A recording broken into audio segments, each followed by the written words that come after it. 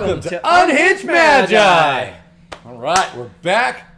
We're here to have some fun and to tell you how to trick your significant others into buying cardboard cards. Yep. How do you convince your significant other to let you spend all this precious cash that the two of you maybe even work hard and save and earn together, and then you just go blow it on all this stupid cardboard that she doesn't or he doesn't care about at all? The first thing you do is you say, "Hey, look that way!" And then you give the guys your money, and then you say, "Oh, I didn't see anything. I'm sorry." Yep, that is one solid way to do it. Mm-hmm. Another is to just not tell them. Exactly. Not telling them is priceless. Yep. And when they see the charge card or the bill afterwards, well, you're probably going to be in big trouble. But you blame it on the kid. No. You can have a better excuse than that. You can say, "I'm sorry, sweetie. I spent it all on porn." Oh, yeah, that's perfect. I don't want to tell her that I spent it all on magic. I'm borrowing that from a friend. Yeah. Do you actually have any good theories on it? Let's see. Well, one of the better theories, I guess, is to, have your own side job. On the side, mowing lawns, getting that extra cash, and then you can go and buy all the magic cards you want. Or you can just say, if I get this card, then you can have an item of equal value. That's funny. That's actually exactly one of the methods that I was going to suggest. Yeah, it's called the have it. Split it.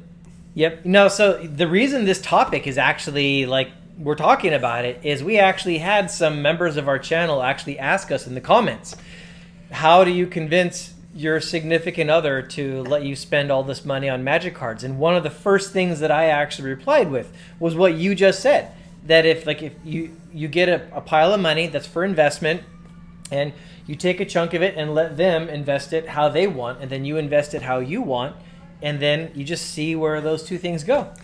Unfortunately, sometimes when you say investment, girls, not just girls, it can be guys, but they sometimes don't buy it as investment stuff.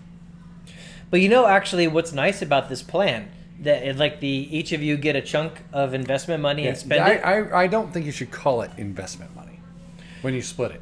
Well, some people value movies and other things. So in that sense, it depends on what your intention with it is.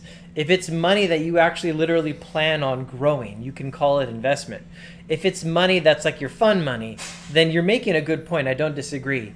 You do need to call it what it actually is. If this is your entertainment budget, and then you spend all this money on you being, buying magic cards, and she spends it on the entertainment for the two of you, and then later on you have all these cards worth all this money, and she spent her side, or he spent his side, on keeping you guys entertained, and then later on you're like, oh, I got entertained from your half, and then now I get to go enjoy the profits of my half. Exactly. There is a problem there. So you do actually need to be clear with your significant other about what the money is for, right? And what will happen to it eventually when it's sold. Yep. Yeah, you got to lay that out clearly. So in the sense of let's just first talk about if it's just investment money. Okay, let's talk about that. If you decide to go the investment route and tell them that it's going to be purely an investment, speculative basis. Exactly. Then the other person has to also spend it on investment as well. Right.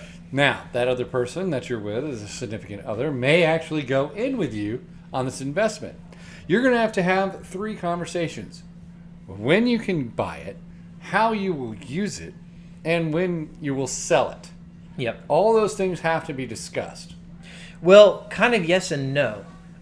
If you're doing it together, then yes. If each of you has if each of you is a steward or a money manager, effectively, and you manage your half of the money and I manage my half of the money, then you don't necessarily have to kind of clear everything with each other, but you can each invest it in your own ways. But you should make a decision. I do agree on this. If the plan is to bring that investment money all back together and share the profits, or if it's a thing about you take your investment money and you invest it, I take my money and I invest it, and then when that turns into something else, this money on this side is free for me to reinvest and yours on your side is free to reinvest, You can go that way as well. Point is, though, you got to decide that at the beginning. Yeah, of course. And that's got to be clear. Yes, and if it's not clear, Fights. it's going to lead to fights. You need to have that etched out in stone. Yep. Some people don't understand what investment actually is. And when you're dividing money that is considered both of y'all's, then there's a big, giant difference between what they assume you think they think it is and what they don't think it is. Because let's say it's me and Edwin and he wants to buy Magic cards, and I have no idea what Magic cards are, but he tells me it's an investment piece. And I'll be like, that doesn't sound right. You know, maybe I'm not going to allow that. He's going to have to prove that to me. He's going to have to pull out the research card, show me how it goes up in value, and that kind of stuff. Or what if like it actually does go up in value, and then later on, like you're looking at it like, well, I didn't believe in this stupid thing to begin with, and but now we've made 300% profit. And I invested in Beanie Weenies and lost all my money. Yep. But like, say this is one of those things where like we invested together and we were going to share the profits together. That was the agreement. Well, even if you haven't decided on like, you know, what's going to happen with the profits, the when you sell is also a big thing, because you might be looking at it like you've already made 300%. I'll happily take our 300%. Please go sell. Yeah. And I might be looking at it like, no, I want to let this thing run longer. It's going to go a lot higher. So there could even be disagreements upon that. Exactly. But if it's his specific investment, there shouldn't be an argument, but there will be. You're talking about your spouse, right? So your spouse or significant other blows the money, invests poorly, you invest successfully, that's going to lead to an argument. Mm-hmm. Yeah, it does actually, because like then one side is feeling like, well, gosh, like mine didn't hardly turn into another thing, and then the other side turned into something, and that was our money. And so there's all these ways to kind of turn it around in your head and like re-justify that this is an argument that needs to happen again and stuff like that. It's a hard thing to navigate. So that's why I don't really like the investment aspect of the thing.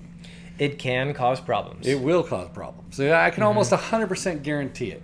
Now, if your significant other's side goes to the moon and yours just kind of, rides the normal wave, then you're probably going to not have as many arguments with the Magic the Gathering, because she actually, made, your significant other. Yeah.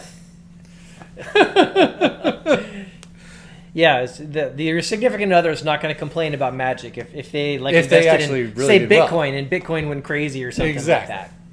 They're not going to be like, I want a piece of your Magic, and when they're sitting on like $1 million in Bitcoin. However, if Bitcoin goes to zero, then they might want your Magic. Yep. So, I mean, this is the kind of thing that happens. And so I think what I'm getting at is I don't think there's any like rock solid answer on the way to do it. The best thing you can possibly do to navigate these storms is you got to talk about it. You got to come to some agreement that both sides are happy with, right? And you got to lay that out clearly, like what you're going to do at the beginning, what you're planning on doing later and stuff like that. And also be flexible with it. Here's what I think you should actually do. This is the solid method. Okay, here you go. He's going to say it. I'm going to tell you. Okay, and this is what you do. You have fun money. You don't call it investment. Well, okay, that's a whole different ballgame. No, it's the same ballgame. I think it's a totally different ballgame. No. If you call it fun money, it's like all bets are off. Yes, exactly. That's fine. You know why? Because then you're saying, okay, you're going to get $1,000, and I'm going to get $1,000, and we just do whatever we want with it. It's fine. Yep. All right? You go buy Magic the Gathering. And if it goes up in value, that's fantastic. You have your $1,000 investment. And you can call it an investment. Your significant other may buy investments too. Or she might buy, or your significant other. I can't stop doing that. Or your significant other might just blow it all on hats. Exactly. So you don't know what they're going to do. But there's no more arguments. Because in the future... You thought there was no more arguments. There's no more arguments. Because in the future, you don't have to actually sell your cards. You can just still keep playing with them. When she comes back and says... She's not going to... Sorry. Your significant other is not going to come back and say, hey... you need to sell your cards because we need more hats. I don't know. I don't know. I think that could still happen. It can't happen because it was fun money. It was something fun that's money, going to stick but in your fun account. If the two of you together are struggling for money and you got like 30 grand. Okay, there's a difference between struggling for money. Yeah. Huge difference. Sure. That's what I'm saying. That changes it. It doesn't change it because what are you going to do what would you do if you were struggling for money? I would be a prostitute, and You I would not guarantee that. If I was struggling for money, I would cut back on my spending. No. I'm saying you're already there. You're struggling for money. The only thing left is your Magic the Gathering. What would you do? So I was struggling for money. I had a bunch of Magic, and it was worth a bunch. And I bought it with fun money, but it was worth a ton of money. Right. What would you do? Well, of course, the relationship and the family is way more important than the cards. I would sell the cards and fund the family. Boom. No argument. Well, people might argue, because the person who looked at that might say, like, but I love my Magic cards. I mean, I don't think that's the right thing to do. But that's not the right thing to do. But they could say it. Completely dumb. I agree, but no. They might say it. They could say it all they want. It's still stupid. So there's no argument there. It has to be done. It has to be sold because you have to feed the family. You have to take care of the family. Is there any other way we can do it? Bribes. Bribes are actually really good as well. Oh, bribes work. Right? So let's say you want to buy, a dual land. $300. Okay, I want a dual nice land. HP dual land, $300 on TCG Player. And you're going to go buy one on TCG Player using the link below. Well, then you're going to actually not spend any more money, but some of the profits of that are actually going to help out Unhinged Magi. Exactly. Win-win, guys. Win-win. Okay, so anyways, back to $300 for the $300. Okay. So then you're going to take your wife out to Valentine's Day dinner. You're going to buy her or some your roses. significant other. Or your significant other. Dang it! My brain just does not work. Okay, so it's Valentine's Day. You're taking your significant other out for... Yep. And dinner, you get her roses, you get her the chocolates and all that kind of stuff. And she doesn't have anything for you. Well, you can offer her a solution. Significant other. 3. God. I'm so distracted. I'm so off topic. How could I do that? Every single time. Okay, so the bribery. I am just kind of programmed incorrectly, ain't I? Yeah. You're thinking about bean burritos, aren't you? Yeah, I'm really hungry. Okay, we could just go do that then. Can we get the quesadillas too? Is this a bribe? Yeah. Then okay. All right, good. But only if we split the profits. Yeah, I don't think you're going to want the profits that I'm going to get. Here's your profit. Okay, so there you go, guys. Best advice you could possibly hope for. All right. This was all garbage. You should really stop watching this channel. Well, don't tell them that. They might take your advice. Well, they're not listening to anything else I say, so why not? Okay, that's a good point. Okay, so bye. Bye, everybody. Forever.